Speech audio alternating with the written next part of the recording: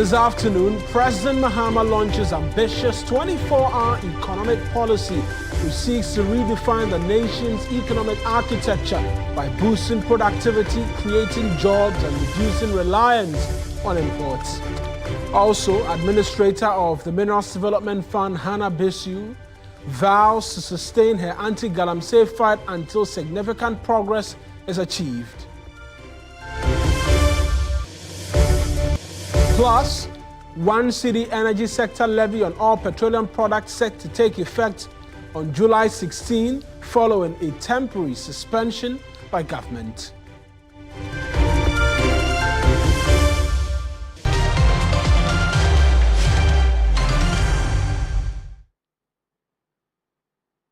Hello there, it's good to have you join me this afternoon here on News Central. I am Awena Egbeta. The bulletin starts right now.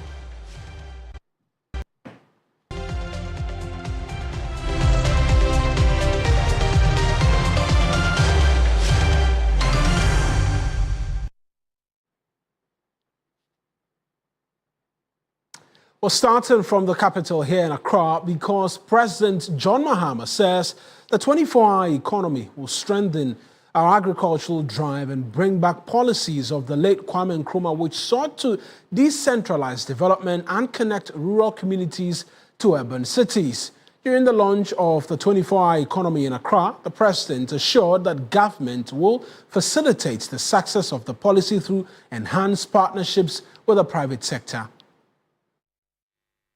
Our task now is to move from vision to implementation, from aspiration to action. This launch is not the end, but it is the beginning of a massive national mobilization.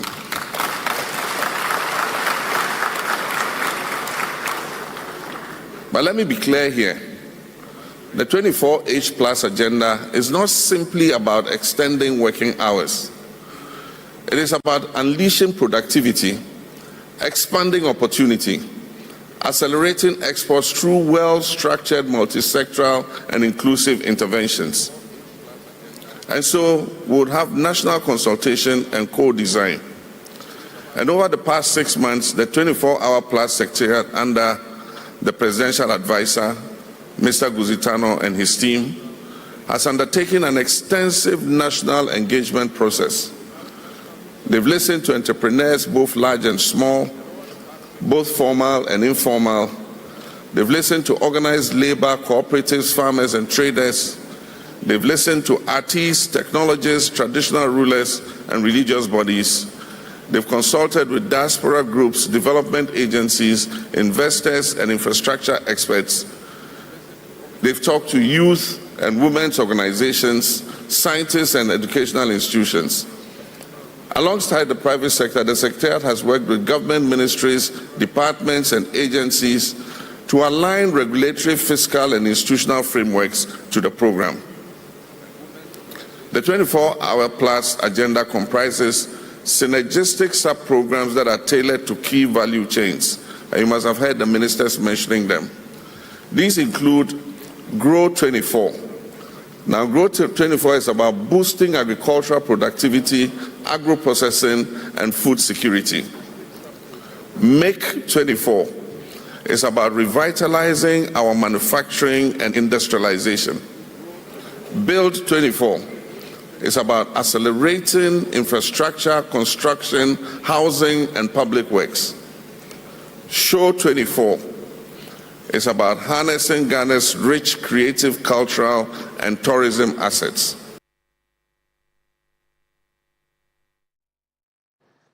And that's the President, John Dramani Mahama, at the launch of the 24-hour economic policy. And we'll be bringing you a lot more perspective on this, gauging the thought of development experts as we work the phone lines to get them and then broaden this conversation. What this means for you and I, we had the President mention that it's not just about persons working extended hours, but it's about connecting this to development, connecting this to our export and the likes, where you will find all of the breakdowns and how you watching at home can immediately begin to connect with this policy. We'll seek to bring that conversation for you if you stay with us here on News Central, even as we work the phone lines to bring in our experts. But let's switch focus right now and talk illegal mining, because the administrator of the Minerals Development Fund, Dr. Hannah Bissue-Kote, has warned she will continue to deal with those who are destroying communities through illegal mining. Her comment follows an investigative piece by TV3 that shows that heavy metals are found or have been found in food items from the Tiwa West in the Eastern region. Dr. Bissue-Kote spoke on Agenda last night with Beatrice Edu. The actions that we've taken, these actions, they began yielding results. When you go to Tiwa West, we arrested those on site, and the one behind has appeared. Because we take you once you touch the communities. So I was telling people, you know, when you start doing these things and you're getting results, then you have some group of persons that somehow it affects. Maybe directly or indirectly, I don't know. And they will try and come up with all sort of funny excuses. Oh, it's not your mandate. Oh, it's not this. I was actually going to go there. No, don't even go there. As a Ghanaian, it's my mandate. That is number one. When you have the police, the military, and other people who are supposed to be so now let me also tell you, why do you arrest a thief when they come to your house? Why don't you sit down and, as said, it's not your duty to arrest a thief because you're not a police officer? Are you a police officer? No. So will you watch a thief to rob you or rob your neighbor because you are not a police officer? Let me also clarify for you. Probably you've not seen the videos. I don't go alone. I've seen thieves. I've seen murderers. I've seen terrorists. They are environmental terrorists. They're terrorizing the communities that I'm supposed to serve. They terrorize these communities that I'm required, even by NDPC. They said the Mineral Development Fund, you should support in the prevention of mining, environmental degradation and pollution, and promote mining community socioeconomic environment. When you say, is it your mandate? And I'm like, okay, is it my mandate to drink contaminated water? Is it the mandate of that innocent pregnant woman to have malformed baby because somebody contaminated the water? Is it the mandate of that child at Old Atitim who knows nothing but a gun because people come and terrorize them with guns? Is it the mandate of that 7-year-old boy who fell in the pit, dark in the community and died? Is it the mandate of that mother to have lost her son? Now,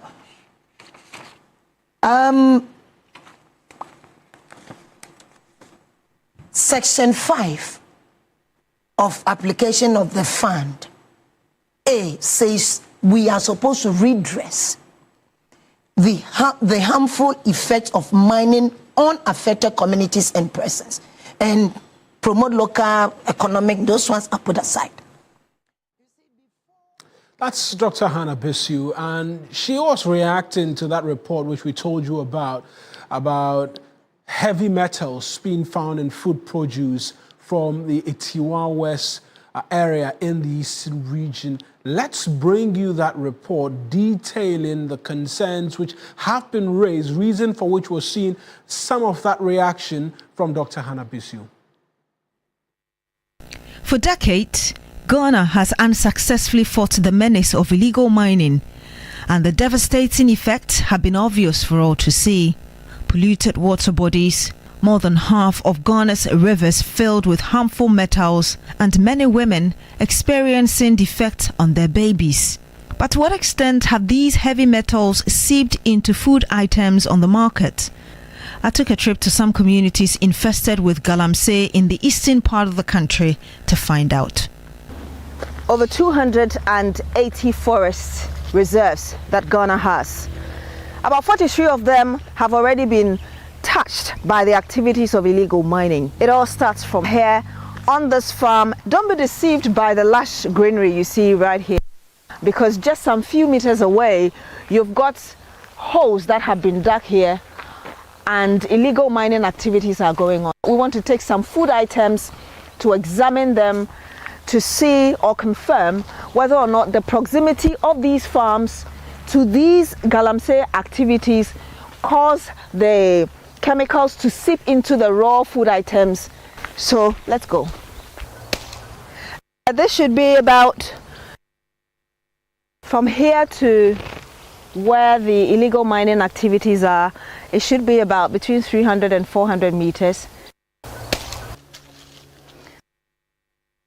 From there, we move to other farms to pick the same samples of cassava, plantain, and even vegetables.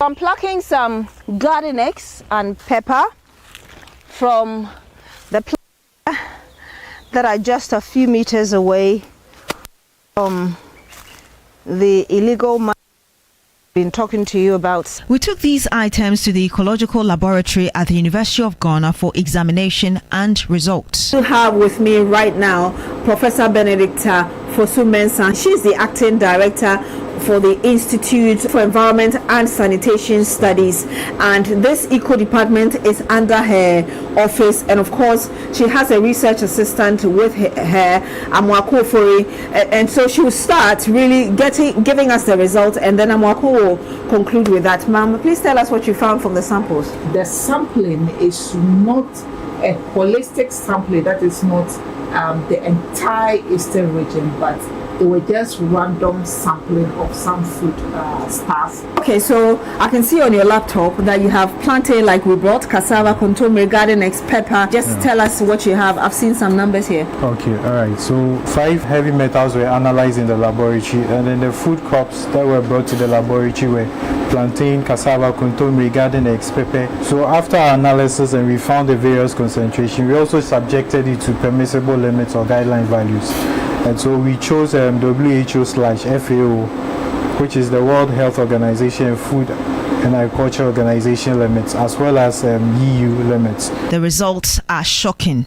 Food items have heavy metals far elevated above what is permitted, causing serious health implications, including brain damage and other related neuro diseases, nervous breakdown, among others, especially in children. Manganese recorded higher values, and these values were in contomere, they were above 1, and their units for adults were 1.14 and 2.01 respectively. However, for children, it was higher in contomere and garden eggs, and their values are 1.23 and 1.03 respectively. Then also we calculated for mercury, which is the target hazard quotient, and that one was also higher in cassava for both adults and a child, and they were 1.77 and 1.90 respectively. The next calculation or model we subjected it to is called health index, and then the health index is supposed to be the adding all multiple elements that you have analyzed together, and when you also sum them up, it shouldn't be above 1. But when we did a summation of copper, lead, zinc, manganese, and mercury, all of them were higher than 1. They were in the range of 2 to 4, which means they were higher than 1, which caused some concern. So in summary, manganese and mercury had the highest concentration in all the food substances. So some of the symptoms of taking too much lead in your food sample, it could be exposure to even low levels of lead can cause damage over time, especially in children. The greatest risk is to brain development, where irreversible damage can occur. Higher levels can damage the kidney and nervous systems in both children and adults. Okay, so high levels of mercury exposure can lead to severe neurological damage, developmental problems in children, and even cause death in both children and adults. All right, so you just got a bit of the details there from that research and the health implications of consuming these food items that are polluted with these metals. Of course, we're going to be having a conversation about this in studio and get a bit deeper. Well, That's the detail of what it is that latest investigation has found. Heavy metals in food produce from Etiwa West. A private medical practitioner, Dr. Dennis Borte, he's warned that many people will begin having memory and other cognitive issues because of heavy metals found in our food. You have these chemicals or these heavy metals in your food. It goes through the normal thing. You eat, it gets digested, it gets absorbed, it enters your blood. Your blood travels everywhere, including your brain. So the blood feeds the brain. Now, we have something we call blood-brain barrier. So at the blood-brain barrier, these metals, be it mercury, be it arsenic, be it lead, some of them can seep through into the brain substance. And therefore, they cause damage to the brain substance itself. So with time, it keeps accumulating in the brain substance. And it will bring to the fore, a neurological problem. So people have cognitive issues. Memory will be a problem. And the brain actually controls everything you're doing. So perhaps we should even be expecting people having Alzheimer's. Of course. So one of the things that, or eventualities, is that if we are not careful, in the next 30, 50 years, we'll have younger people coming down with dementia, memory loss at younger ages than what we are having now.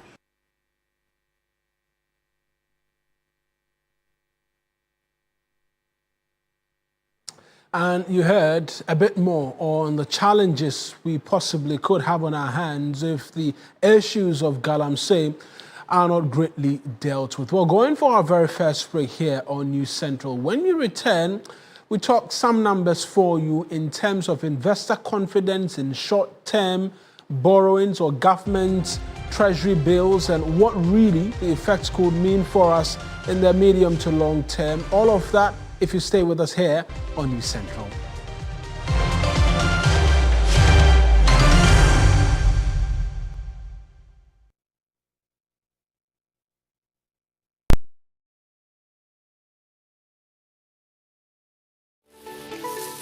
Why are more and more professionals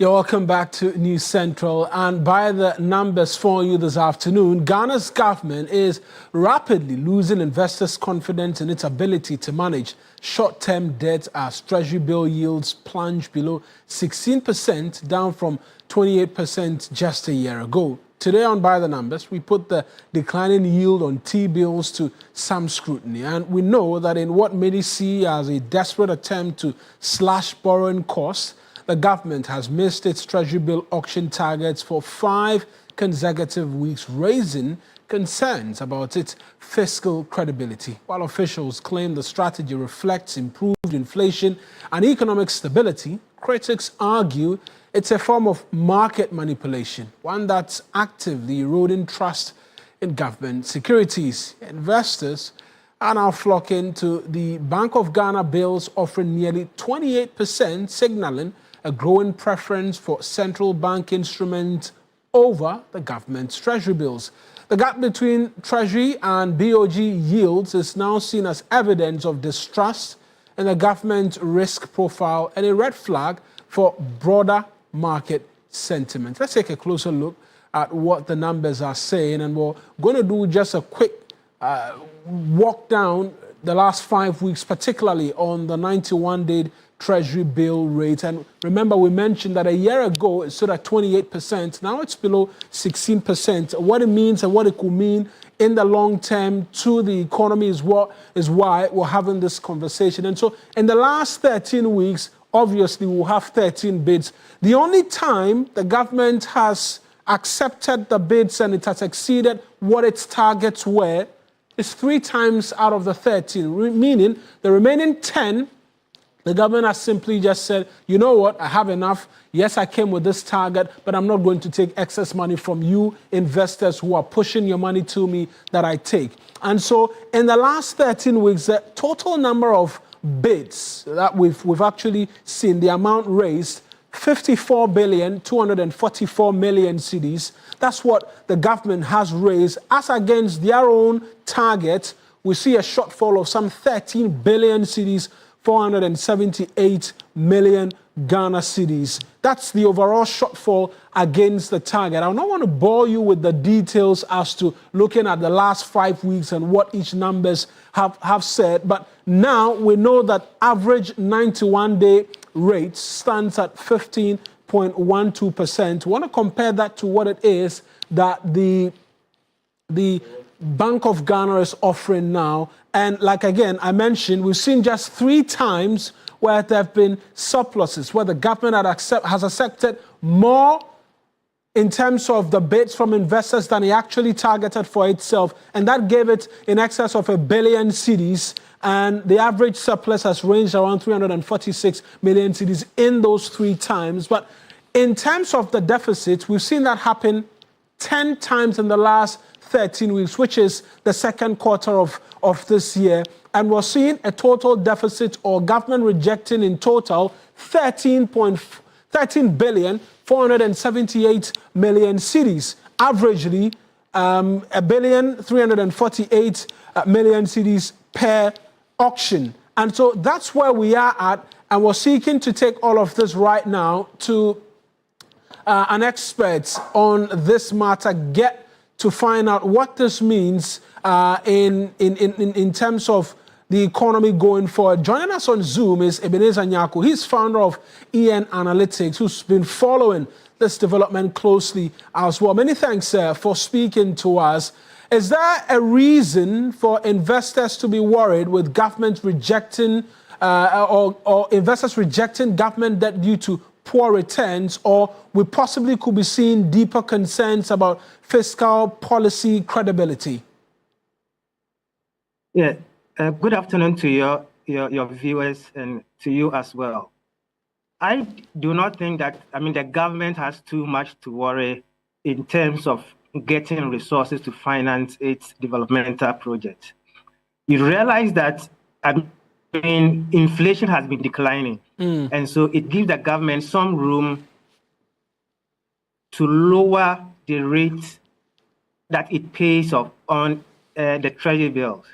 We should remember that the the Ghana Statistical Survey has just published its June inflation, and we are talking about slowing down to around 13.7%, which is very significant. So previously, investors were worried about the negative returns on their investment. But as inflation eases, I mean, they will be happier to go for the lower rate.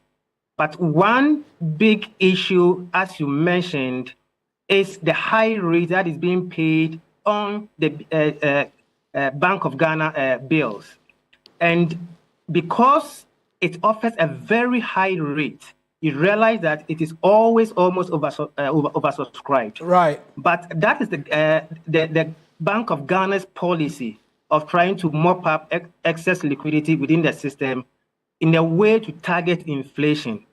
So it is independent of government fiscal policies. Right. So what I will say is that at this point, the government does not need to worry too much because there are certain expenditures that are still on hold. You remember the government is not paying contractors because it is auditing most of their books to verify the actual numbers. The problem comes when it begins to pay these huge debts that are outstanding. That is where we will see whether rates will pick up again or they will stay where they are. And so for now, all is well. There's also no genuine or legitimate reason for anybody to say that there possibly could be liquidity concerns with the BOG's rates being obviously higher than the government's treasuries. No, the reason is that, as I said, the BOG is targeting inflation. And one of the reasons it has kept the policy rate that high is to ensure that inflation is tamed. And now that we've seen that inflation has dropped around to 13.7%, it will begin to ease down on the rate it pays on the BOG bills. That one I can assure you. And so what all of this, I mean, seeks to do is that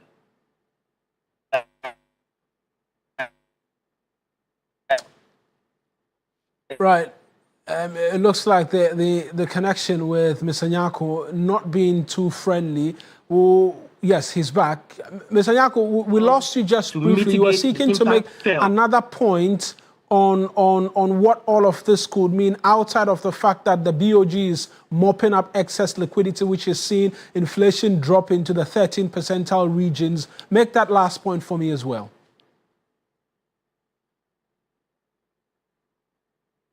Yeah, so what I'm trying to say is that the government will begin to have issues when it begins to raise larger amounts of money. And that is where the test of the current government policies will come to bear. But for now, averagely in a week, it is borrowing around 4.4 billion on the Treasury bill market. And so it is not that much high. Remember last year, averagely a week, we were doing about 6 billion a week. Currently, we are doing about 4.4 billion. So when the demand begins to increase, that is where we will find out whether the government will keep to the current rate or it will up the rate that it gives to investors. Right, but for you, for now that we're not paying these debts, we should continue in this trajectory because it's seen inflation as well continue to come downwards. No, but more specifically, there isn't that much choice for short-term investors in the country. But the local bond market has completely collapsed. Okay, and so there is no alternative. And the government has managed to solve the issue that would have arisen because of if people wanted to invest in Forex. Now, Forex is not that much profitable.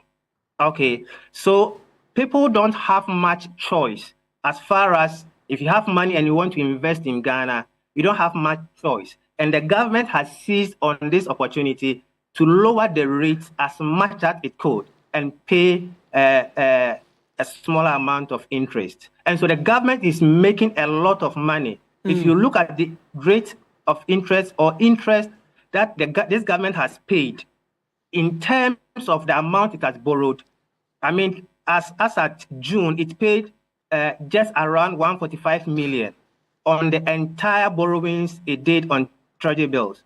Whilst last year, we were doing an average of 600 million per month.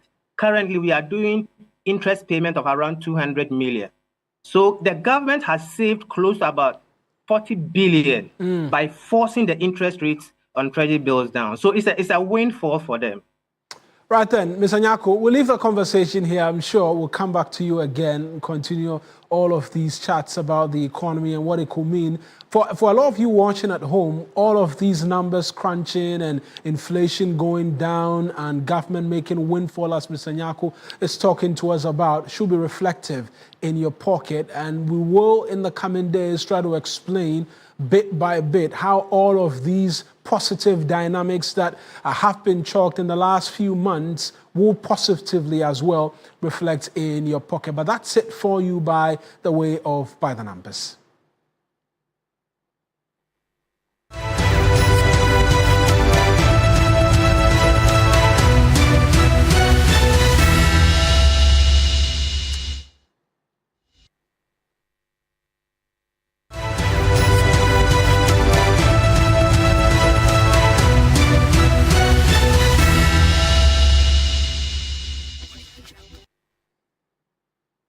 Big news from the quarters of the Electoral Commission, who've just agreed with both the NPP and the NDC, or all parties in the Ablekuma North constituency. Remember, that constituency still doesn't have a member of parliament. The Electoral Commission has agreed with the parties for a rerun in 19 out of the 37 polling stations in Ablekuma North. Let's get straight into that statement that's come from the Electoral Commission, and I want to bring that to you right now as we go onto the screens.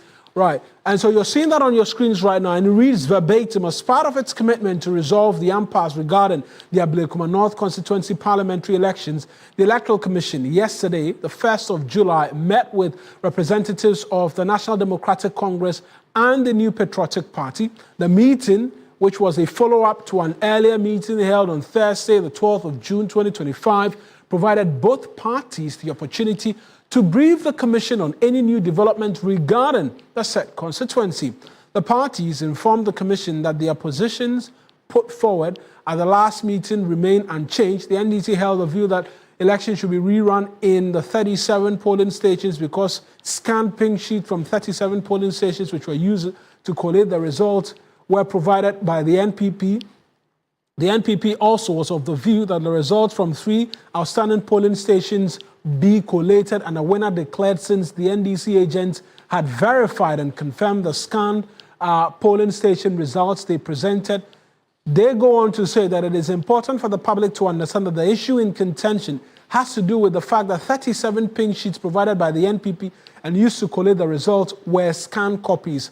The public may recall that political party supporters besieged our collation center and destroyed a number of the pink sheets for the Ablekuma North parliamentary election during the collation following the December 7 general election. And we'll bring you the full details of that statement, but that's what you're seeing on your screens, which were the result of all of the happenings in the aftermath of the December 7th, 2024 general elections. We know that Ablekuma North still doesn't have a member of parliament, but let's connect with Musa Dankwa. He's a pollster. He doesn't like to be called that pretty much, but he's the executive director of Global Info Analytics. He's joining us just by way of gauging what the dynamics possibly could be. Mr. Dankwa, I appreciate you speaking to us. You've been looking at the constituencies, and I know in subsequent pollings after the elections in December, you've put Ablekuma North in focus. Now we're understanding 19 out of the 37 outstanding polling stations are expected to see a rerun. What are the dynamics based on what you've seen in the past, and what projections can we be making into that possible rerun? Ablekuma North on our radar for some time. We polled there several times, and indeed we put the constituency on the radar of too close to call at the time, but with the advantage to NDC. But there was a dispute and they couldn't win it. Now that they're going to be run in 17 of those electoral areas, or what they call the polling stations. Look, it's going to be about motivation. who is more galvanized to show up to vote, and indeed, who does the environment and the government favor. And if you put those two together, you see more galvanized to go out and vote. It will be difficult to get MPP people out there to go and vote, knowing that that number will not make any difference to their parliamentary numbers. MPP persons to go out and vote. Couldn't this be a good enough opportunity for the party? This is just because you mentioned the difficulty in motivating their supporters to go out and vote. Wouldn't this be a good enough opportunity for the party to begin what possibly could be a resurgence of some sort, going down there, campaigning aggressively, and to begin what possibly could be a rebuild for the party? I think it will be a good opportunity if that can be done. If they can mobilize and go there and see how the people respond. Not necessarily bringing staff from outside, but to check naturally whether the people in there will be galvanized to come up on their own to support them to win the seat. If they can do that, that would be a very good plan.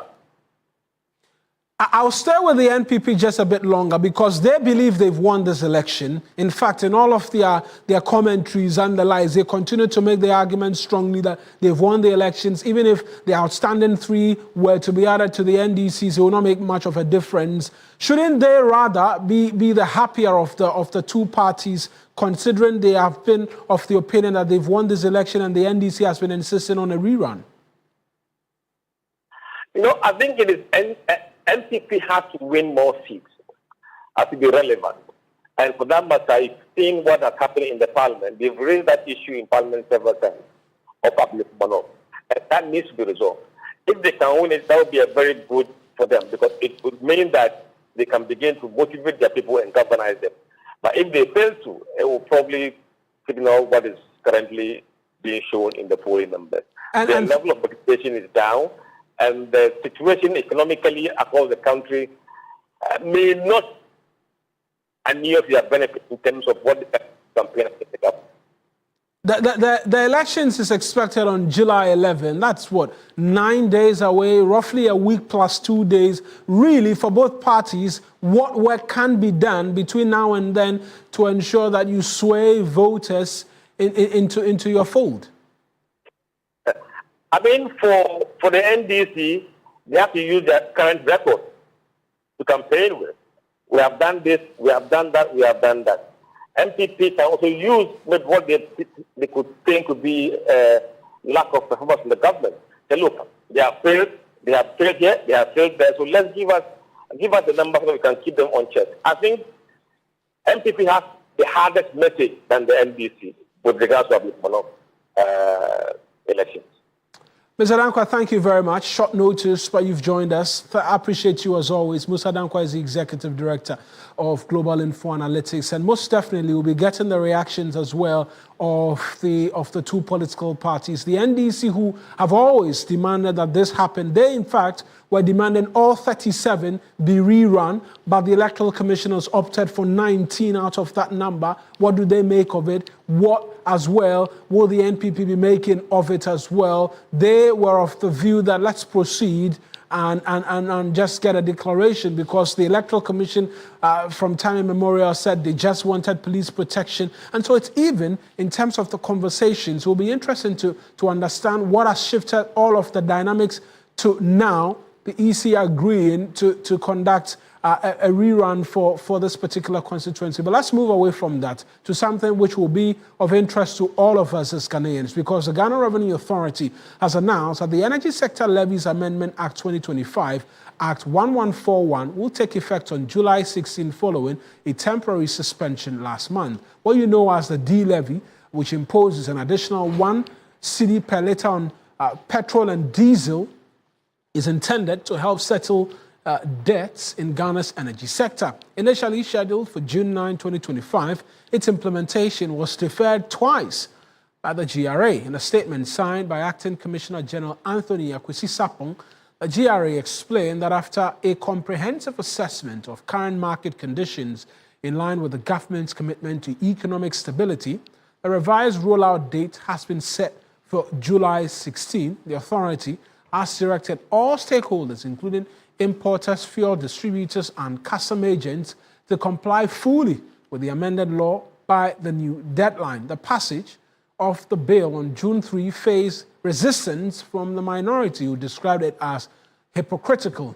and unconscionable. The latest survey, as well by Global Info Analytics, has revealed significant number of Ghanaians, well over 55%, are in support of paying that extra 1 cedi. Let's get onto the phone lines right now and speak to Public Relations Officer of the Energy Ministry, Richmond Roxon, who's joined us right now. Mr. Roxon, thank you. This levy, we know, has faced some stiff opposition by a cross-section of Ghanaians, including the minority in Parliament. Is there a particular or specific reason why you're intending to go ahead and now fix the date? Good afternoon to you and good afternoon to your cherished viewers. First and foremost, let me say thank you to the good people of Kotokuom for the support, the stakeholders, the drivers, the OMCs, and COMAC, I would say, and then the BDCs for the support for this levy. Initially, concerns were raised, and as has always been the case, the Minister of Energy and Green Transition continued to engage stakeholders.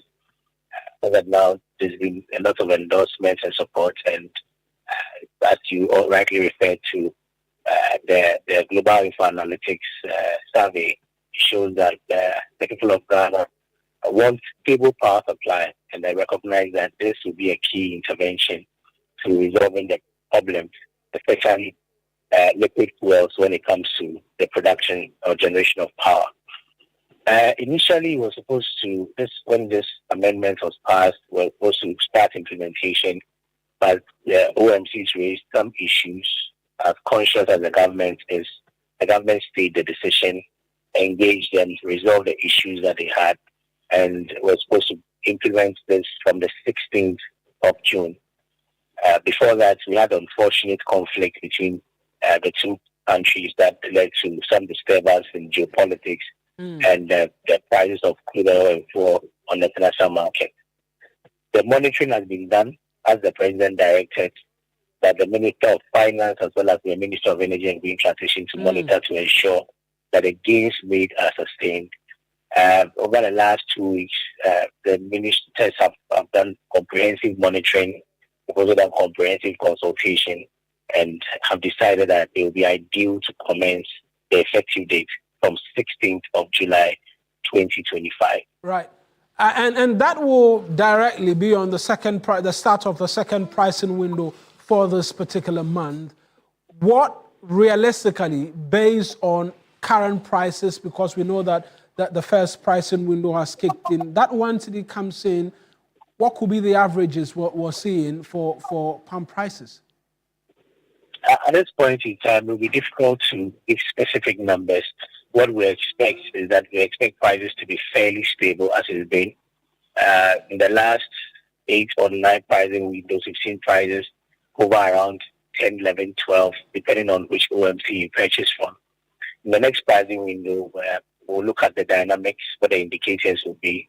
So far, it's obvious that the exchange rate will still be stable. It's around 10.2 now. We'll look at the price of crude, which has dropped at the last check this morning, was around $65 per barrel. We'll also look at the international prices for finished products within the period, look at the average and determine what the prices will be. But our indications are that prices will be fairly stable. Even if there will be any change, definitely it should be marginal. The assurance will always be that the government will continue to monitor, and as and when it becomes necessary, suspend the levy again when world prices spike. Yes, the government so far has showed that it is concerned about what the fuel prices are, concerned about the gains that we've made, concerned about the economic situation that the country finds itself. The government's intention is not to unfairly ask the people of Ghana into difficulty.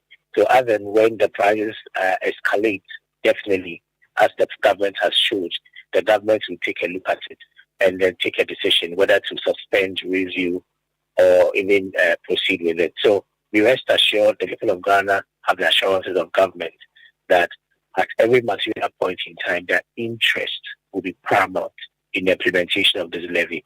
The most important thing is that the power challenges must be dealt with decisively.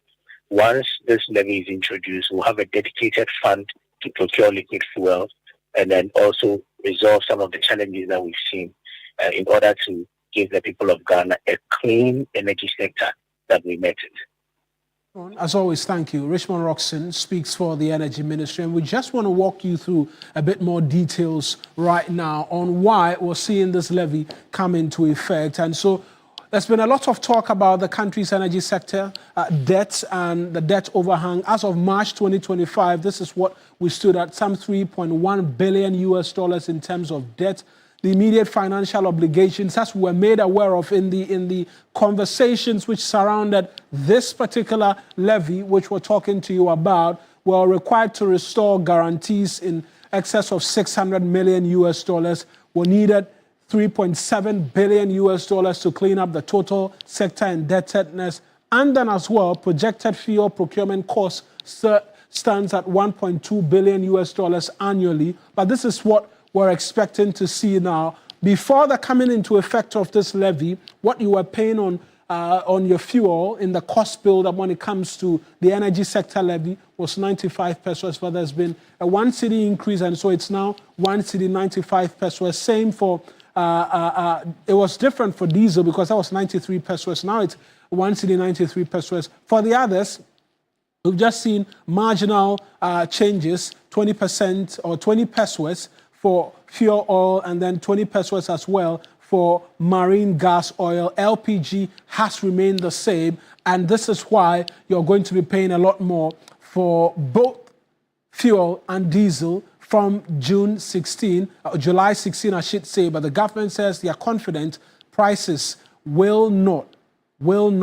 amongst many other things, be affected so greatly. Now we understand the expected revenue is around 4 billion cedis by the end of the year because it was suspended initially, but we'll bring you a bit more details if you stay with us. But right now, let's bring you Regional Hub.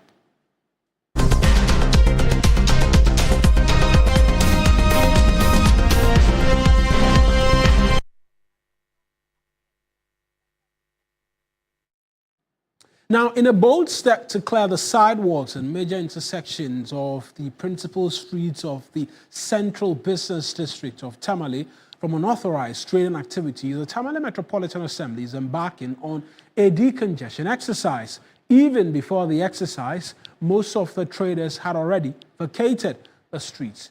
MCE of Tamale, Abu Takoro, emphasized the exercise will be carried out every day until the entire street of Tamale is free from unauthorized trading activities. Let's take you there right now. Christopher Marco is my colleague in Tamale. He'll join us any moment from now so we can get an understanding of what the situation is. Chris, tell us how the exercise has been so far and how sustainable this will be. Yes. So, Marwin, I must say that the exercise for day one has been very successful because more of the traders who hitherto were at the principal streets of the Tamale metropolis doing their business have been moved. Most of them have also been asked to come to the Tamale Metropolitan Office to have an engagement with the task force because, according to the mayor, there is going to be a task force that will monitor the situation on a daily basis to ensure that the traders comply with this exercise. The Metropolitan Chief Executive has also indicated that this exercise is not going to be a 9-day wonder. They are going to ensure that almost all the principal streets are cleared of traders to allow free movement of traffic. Let's take a listen to what the Metropolitan Chief Executive, Abu Takoro, has been saying.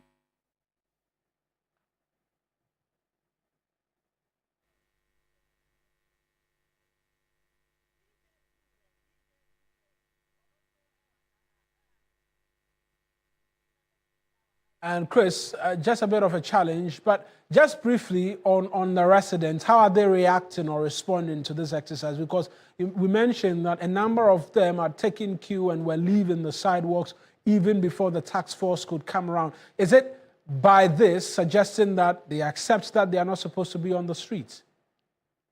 Definitely, Mawena, but one challenge, one concern they have been raising has to do with the fact that the Metropolitan Assembly is unable to give them a place where they can move to transact their business. And so that is been the concern so far, and that has been the contention between the Assembly and the traders. They are saying that they are willing to move from the streets to a place that will be designated for them to transact their business. But they are also alerting the metropolitan officials that they should not be sent far away from town where it will be very difficult for their customers and other people to be able to locate them. And so the Assembly is also in talks with them, identifying places where they will move them to. Yes, thank you very much. Let's listen to the MC Abutakoro as he spoke to you, and then we'll hear from the residents as well. Today, as we embark on the major exercise, we have realized that at least about 75% of the yellow people have been placed in the taxi round. And we are moving towards Ababu to also place others at the appropriate places where we have already gone to secure places for them. So I want to use this opportunity to still thank the people of Tamale for cooperating with me to be able to execute this exercise. We are doing this exercise not because of me as a person, not because of management, not because of anybody, but we are doing it to prevent accidents on our road. And you know, as we can all see this street, this road is meant for cars to be moving freely. The bicycle lanes are meant for bicycle lane. So why should we allow people to come and trade on distance? And people will sit somewhere, especially you, the media. This morning you started asking me that as I'm asking them to move from those places, where am I putting them? Is this place a market? Recruited a number of local task force, backed up by police, Ghana Police Service, and they are going to do it. I myself am going to be monitoring every day when I get up to go to office. That's Abutakoro, is the mayor of Tamale. Let's take you to the Ashanti region, where in just 3 months, the deplorable Kotokuom bridge has undergone a transformation from a hazardous structure to a fully repaired and free passage. Residents and commuters can now cross with confidence, free from the dangers that once plagued this vital link. Ibrahim joins us from there to examine the bridge's rehabilitation and the impact it's having on the communities there. Ibrahim, the residents there must be very excited. Exactly, Mauna, is a dream come true because this bridge started deteriorating not today. In fact, for the past 7 years, gradually it has been deteriorating. Then in March this year, the road minister had to eventually close down the bridge because of fear that it can cave in at any given time. Then they awarded the contract, and you know, as usual, people thought that even with the contractor working, they didn't even expect that within a space of 3 months, the bridge will be fixed, because this is a huge bridge on the Ofin River, and it's not only the people of Kotokuom who will be beneficiary to the fixing of this bridge, but 15 other communities, and all these communities form part of key communities when it comes to cocoa production in the Ashanti region. So before the fixing of the bridge, it was difficult for them to cut even cocoa produce from the community to the market center. They had to use a detour route, which will even take them 2 hours instead of the usual 10-15 minutes before they get to the main stretch. And the life-threatening risk as well, but eventually the bridge has been completed. But for now, it has not been open to traffic because the engineer says it has to take 21 days for it to be able to be effective before the. So the 21 days will elapse somewhere in July 8th. That is when they will begin to use the bridge. But as usual, people are excited and they are thanking the president for fulfilling the promise made today. Ibrahim, thank you very much with that update, because you brought it to us when the residents were complaining. But let's hear from the residents even as we wrap up this afternoon's edition of the Bulletin. When we were crossing, it is not easy. We sometimes carry our luggages. Some people brought cocoa from the other side to this side. We found it difficult to carry our goods and luggages to cross this. The NDC government, they told us that when we vote for them, they will come and do our they will come and restore our bridge for us. And we have seen that they have done well. They have fulfilled their promise. We are happy so much because we have about 15 communities from here going. We have 15 communities. We are happy now.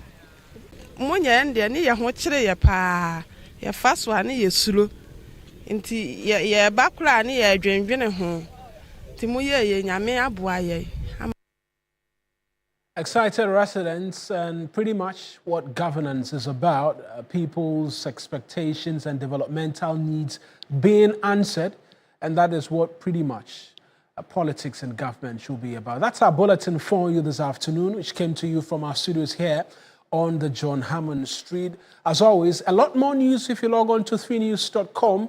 I am Mawena Egbeta. Up next on your television, the afternoon show with Anita and Godwin. Many thanks for watching.